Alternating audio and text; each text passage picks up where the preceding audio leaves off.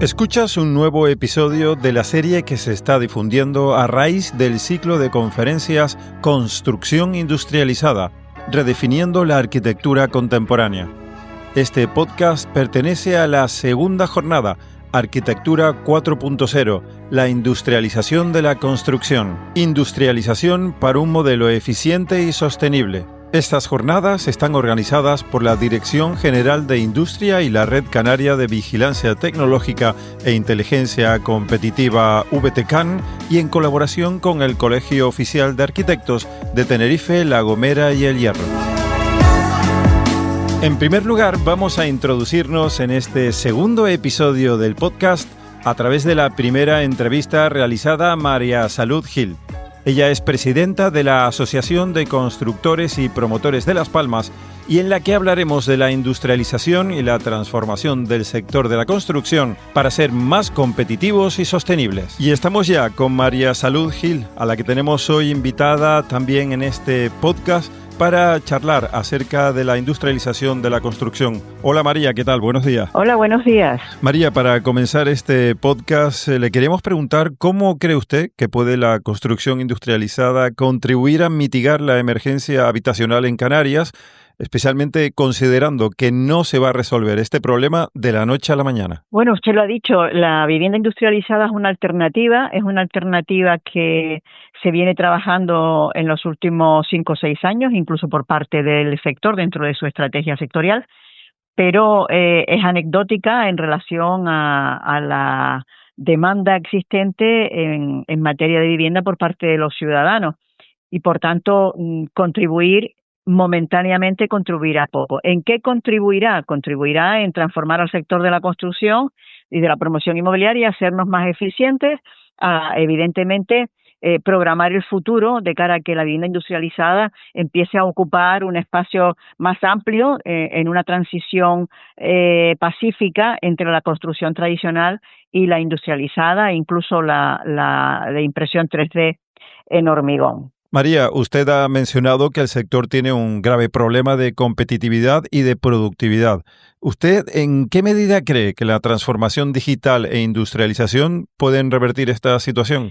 Pues en todas las medidas, porque la transformación digital, como dije, es un eje fundamental de nuestra estrategia en esa necesidad de reconversión que tiene el sector de la construcción. La transformación digital conforma, fíjese, en el contexto europeo, que 7 de cada 10 euros de los que se invierten y tienen que ver con el medio ambiente, la eficiencia energética, el cero emisiones y todo lo que se refiere al cambio climático, tiene que ver con el sector de la construcción. O sea, que juega un papel fundamental en estas cuestiones que hemos tratado. Por tanto, la transformación digital es uno de nuestros objetivos. Estamos en la tercera fase de nuestro proyecto de transformación digital del sector. Hemos estado trabajando en un diagnóstico individualizado en cuanto a la madurez digital. Hemos hecho planes directores de digitalización individualizados para las empresas. Hemos hecho jornada divulgativa. Hemos creado un hub de innovación digital.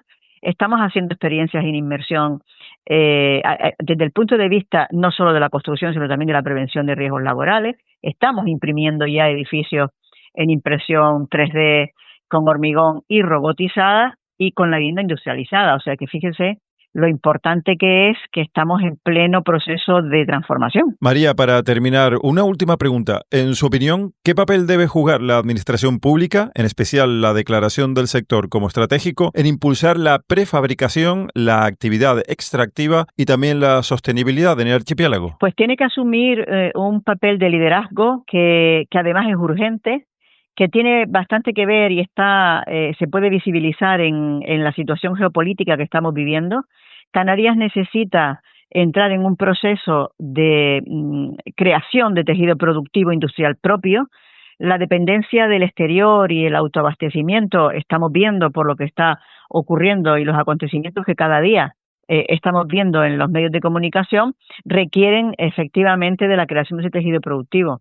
La Consejería de Industria está en este momento en una estrategia de industrialización y el sector de la construcción es prioritario. Nosotros hemos pedido algunos cambios en la ley del suelo y hemos solicitado también que se declare como de interés estratégico al sector industrial del sector de la construcción como una medida que va en la línea del contexto europeo, que ha generado un paquete de medidas, un paquete legislativo que va en este sentido. Y todas las directivas de protección de aves o de hábitats o de energías renovables tienen la tendencia a que los recursos mineros esenciales y críticos sean objeto de declaración de interés público. Fíjese si es importante o no que el Gobierno de Canarias y la Consejería de Industria en particular adopte el liderazgo de este tema, ¿no? Doña María Salud Gil, presidenta de la Asociación de Constructores y Promotores de Las Palmas, muchas gracias por sus opiniones y por participar en este podcast. Buenos días, de nada, encantada.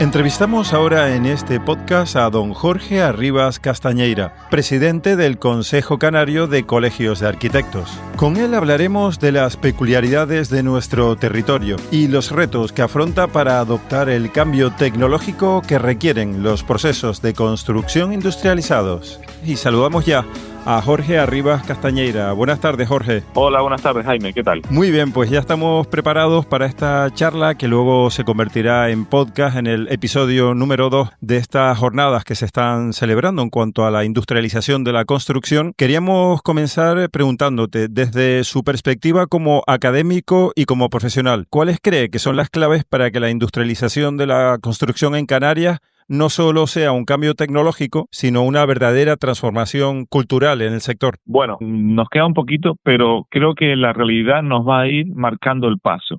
Voy a explicar un par de casos reales con compañeros, que son compañeros constructores y arquitectos a la vez, y debido a los problemas que tienen en la obra para contratar al personal, se han visto abocados a proyectar directamente con sistemas industrializados. Y esto es un claro ejemplo de lo que va a ir sucediendo en el sector. El promotor y el constructor nos va a ir indicando a los arquitectos que no nos valen sistemas convencionales o sistemas de bloque, sino que van a querer que hagamos sistemas prefabricados. En mi caso también como arquitecto me ha sucedido algo también similar. Me han solicitado un proyecto, reformar un proyecto para transformarlo en industrializado, porque considera el promotor, y así es, que le va a salir más barato, le han dado unos precios más económicos y mucho más rápido. Entonces, la clave está en cambiar la manera en que entendemos la construcción. No basta con incorporar sistemas prefabricados, sino necesitamos repensar todo el proceso constructivo como una industria moderna, eficaz y conectada. Y creo que eso nos va a ir marcando la realidad, sobre todo el problema que tenemos de la mano de obra que nos falta, y vamos a ir tendiendo hacia una mano de obra más cualificada. Jorge, en el contexto insular, con sus particularidades logísticas y territoriales, ¿cómo puede la industrialización contribuir a un modelo constructivo que sea más eficiente, sostenible y adaptado a las necesidades sociales de nuestro archipiélago? Bueno, el problema que tenemos con la industrialización en Canarias es efectivamente la logística, ¿no? El transporte.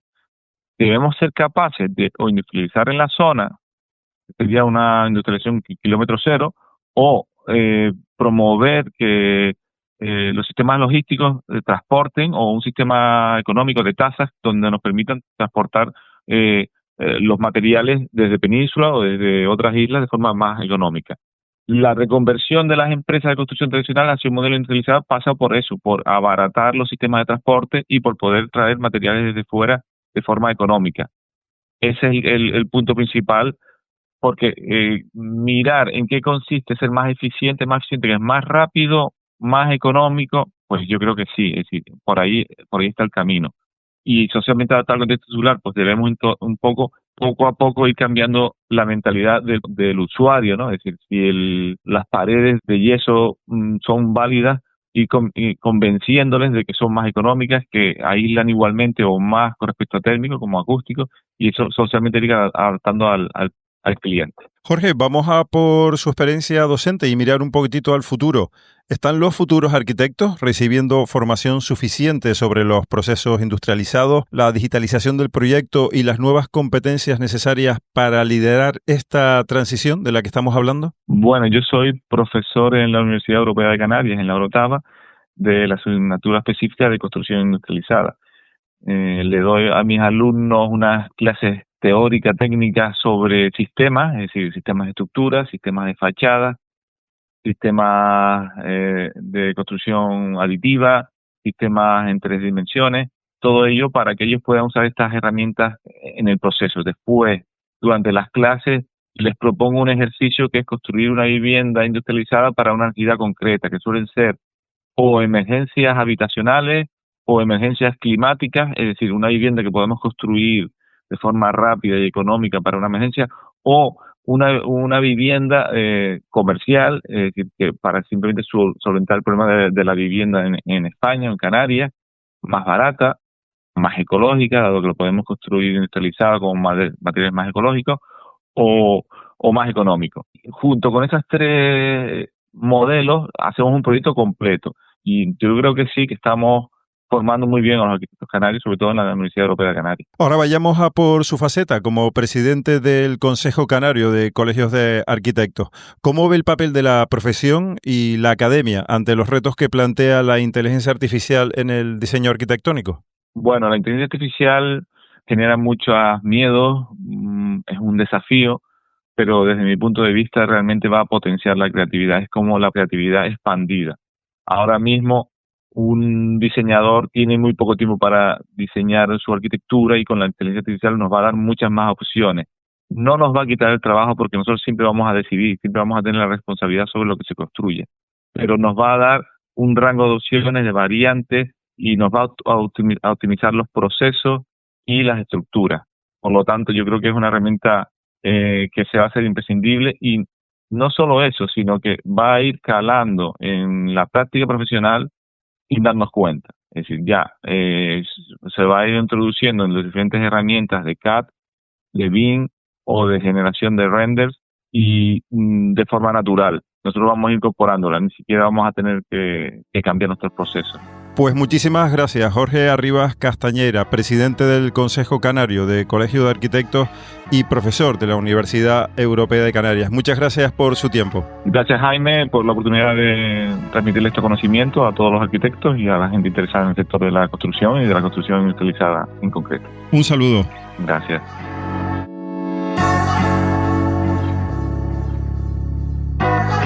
Y para finalizar, en este podcast hablamos con César Vivas Millaruelo, arquitecto y socio fundador en Vivas Arquitectos. Con él hablamos de las viviendas sociales industrializadas y de los principales retos y oportunidades que plantea su construcción.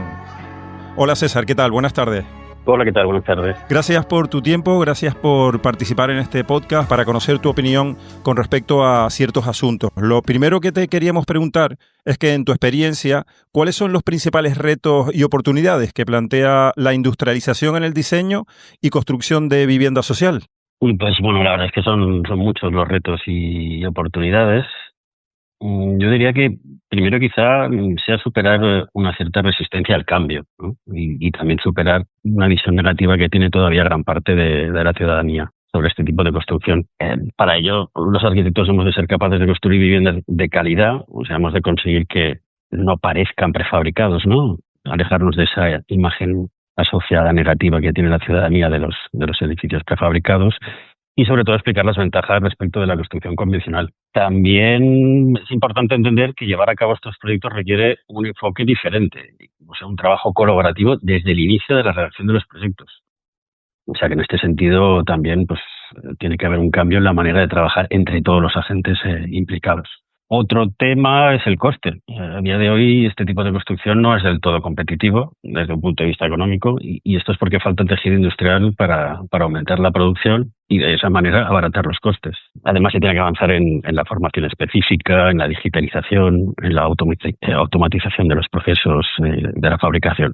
Seguramente cuando todo esto ocurra podremos tener procesos de fabricación en serie que sean más personalizables. Yo me imagino que en algún momento ocurrirá pues como con la fabricación de los coches, ¿no? Que dentro de una cadena de montaje puedan fabricarse variantes y diferentes acabados de un mismo modelo. No sé, pues, por comentar un tema más, pues seguramente el reto pendiente más grande sea la rehabilitación, porque actualmente sí que vemos que se realizan operaciones de remonta, ¿no? O de agregación de elementos en fachada, pero esto es porque se presentan muchísimos problemas para adaptar soluciones prefabricadas en edificios existentes, sobre todo en tejidos urbanos consolidados. Pero quizá puede haber una gran oportunidad para aplicar soluciones industrializadas en los polígonos de viviendas, ¿no? Hay muchos parques de viviendas deteriorados, ¿no?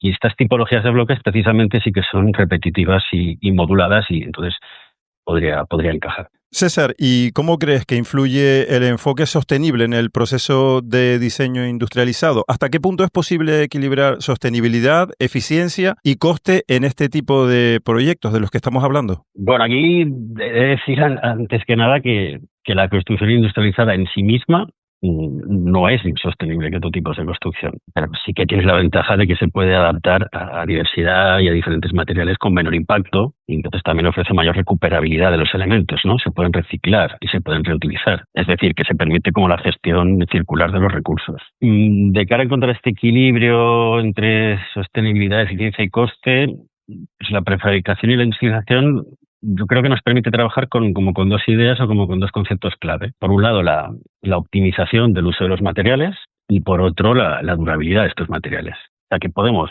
construir con menos material, y estos materiales que tienen un mayor control de calidad tendrán también una mayor vida útil. Así que de esta manera pues reducimos el coste económico y el impacto ambiental de los edificios.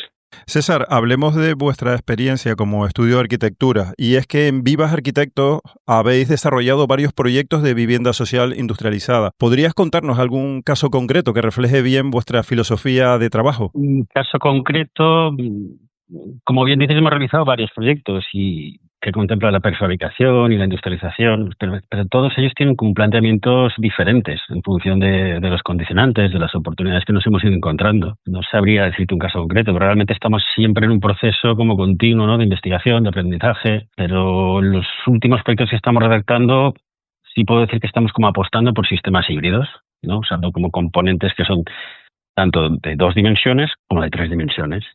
Aquí en el despacho no nos parece que el camino sea construir solo en madera, ¿no? O solamente estructuras prefabricadas de hormigón o metálicas. Y nosotros pensamos que seguramente lo razonable sea entender, o sea, comprender que los materiales, ¿no? Las características y las cualidades de cada material y de cada sistema, y poder aplicarlos de manera combinada y optimizada. Pero por hablar de algún proyecto, de los últimos que estamos ahora mismo redactando, por ejemplo, estamos proponiendo forjados de placas alveolares de hormigón con grandes luces. Claro, esto nos da como mayor flexibilidad, ¿no? A la hora de distribuir. Incluso una posible adaptación en un futuro a nuevos usos. El hormigón además tiene masa, ¿no? Y la masa nos garantiza pues un aislamiento acústico. Y además también tiene inercia térmica que nos permite pues regular la temperatura interior, ¿no? O, por ejemplo, estamos planteando elementos estructurales verticales con muros de madera, con componentes de madera, de FLT, que dan con mucha calidez a la vivienda y regulan la humedad interior. No sé, de momento estamos trabajando en esta línea, pero ya veremos en el futuro. Por último, César, ¿qué papel crees que deberían tener las administraciones públicas para que la industrialización y la sostenibilidad sean realmente motores de cambio en la vivienda asequible? Bueno, su papel es muy importante y fundamental. Nosotros trabajamos muchísimo a través de licitaciones públicas, ¿no? Y con nuestro cliente principal es la administración pública, y ha de fomentar y dar impulso a las iniciativas con criterios de industrialización de la construcción. Pero para ello, sobre todo, lo que tiene que hacer es cambiar el modelo de contratación. O sea, este tipo de proyectos requiere mayor dedicación en la fase de proyecto, en la fase de redacción, y ha de poder incorporar a los industriales, porque todo el proceso, como ya he dicho antes, es colaborativo, ¿no? Es lo que tiene sentido. Entonces, para ello, pues se tiene que fomentar otro tipo de concursos, como algunos en los que hemos participado, que son concursos de proyecto y obra, o otras fórmulas que marquen criterios de industrialización, pero lo importante es que permitan la integración de los diferentes actores del proyecto y de la fabricación del edificio desde las fases iniciales de los proyectos, ¿no? Y por comentar otro tema, pues estaría quizás la cuestión de los tiempos, que tardan, ¿no? Los plazos, ¿no? Se tiene que agilizar todos los trámites vinculados a un proceso de redacción y construcción. Lo que no tiene sentido es que mediante la industrialización seamos capaces de construir en menos tiempo y menos coste, por supuesto, pero que en cambio las licitaciones o la obtención de licencias o incluso el alta de suministros pues sigan ralentizando los plazos, como ocurre en muchísimos ayuntamientos y muchísimas ciudades actualmente. César Vivas Millaruelo, de Vivas Arquitectos, muchísimas gracias por participar en este podcast, en el episodio 2, y por toda la información que nos has dejado en esta charla. Saludos. Buenas tardes, gracias.